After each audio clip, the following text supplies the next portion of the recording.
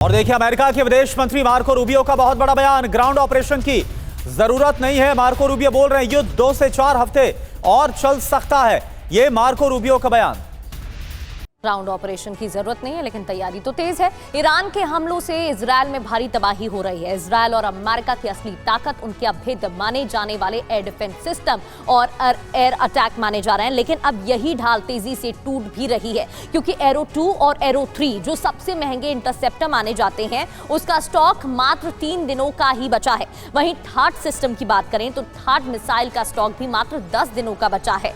Blue sparrow ballistic missile मात्र 12 दिनों तक हमले के लिए बची हुई है। और डेविड स्लिंग इजराइल का medium range air defence system है, जिसे देश भर में तैनात किया गया है ताकि रॉकेट और मिसाइल हमलों को हवा में ही नष्ट किया जा सके। लेकिन यह भी 54% खत्म हो गया है और सिर्फ 13 दिन का स्टॉक ही बचा हुआ है। रैम्पेज की बात करें तो रैम्पेज इजराइल की एयर 2 सरफेस स्ट्राइक मिसाइल है, वो भी सिर्फ 18 दिन की ही बची है, यानी कि 18 दिन का और वक्त बचा है। और अगर इसी गति से ऑपरेशन चलता रहा, अब 18 दिन में ये भी खत्म हो जाएगा। कोरोना कई बड़े सवाल यहां पर खड़े हो रहे हैं, जिस तरीके से इजराइल में भारी नुकसान पहुंचाया गया है। बिल्कुल। और देखिए गिरीश गर्ग सर, सवाल तो यही है। कल ही हमने एक बयान दिखाया था जो आईडीएफ के चीफ हैं, उनकी तरफ से कहा गया कि जो इस वक्त ऑपरेशनल प्रेशर बढ़ता हुआ नजर आ रहा है, जो मैन पावर की शॉर्टेज है, और जिस तरह से 2023 से ही 7 अक्टूबर के बाद से इजराइल लगातार अलग अलग फ्रंट्स पर युद्ध में उलझा हुआ है, क्या आपको लग रहा है इसी का नतीजा है कि आज इजराइल काफी ज्यादा एग्जॉस्टेड, थका हुआ नजर आ रहा है, और इसका क्या नतीजा आप देख रहे हैं?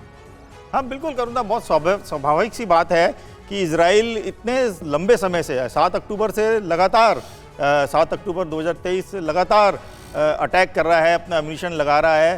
तो एम्यूनिशन की खेप जो है किसी भी देश के पास लिमिटेड होती है। आप एक मिसाइल को दागते हैं, दागने के लिए आपको 1 मिनट लगता है, लेकिन उस मिसाइल को बनाने के लिए 6 से 8 महीने लगते हैं।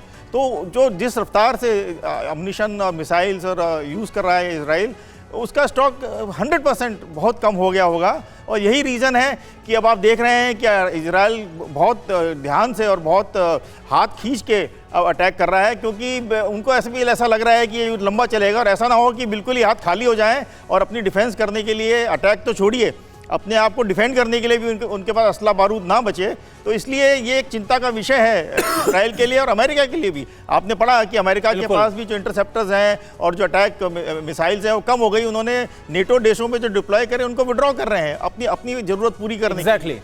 तो ये एक बहुत चिंता की बात है अमेरिका के लिए और इजराइल के लिए। बिल्कुल। और यहां तक कि तो कल ये भी खबर आई थी कि कई जो हथियार हैं जो यूक्रेन में अमेरिका की तरफ से भेजे गए, वहां से मंगवाया जा रहा है। यानी इस कदर ना सिर्फ इजराइल बल्कि अमेरिका के सामने हथियारों का शॉर्टेज हो रहा है। एक और बड़ी खबर का रुख करें, सेंट्रल इजराइल पर ईरान का बहुत बड़ा हमला।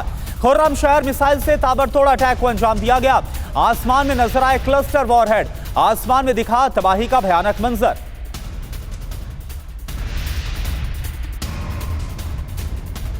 और ईरान के हमले से फिलिस्तीन में भी दहशत। कब्जे वाले क्षेत्र में ईरानी मिसाइल गिरी है, दहशत यहां पर देखने को मिली। इंटरसेप्टर के पलटवार से मिसाइल गिरी, मिसाइल के टुकड़े से रिहायशी क्षेत्र में धमाका। डेब्रीज गिरने के बाद धमाका हुआ।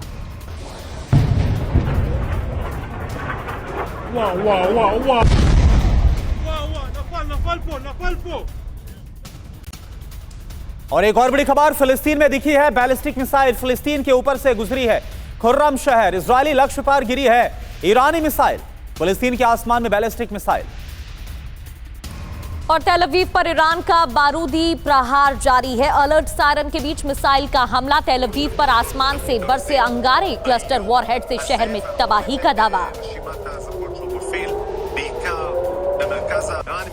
और एक और बड़ी खबर, पेंटागन के एक अधिकारी का बहुत बड़ा बयान, रूस ईरान को ड्रोन की खेप भेज रहा है, यह पेंटागन का कहना है। इस महीने ड्रोन भेजने को लेकर बहुत बड़ी डील भी हुई है।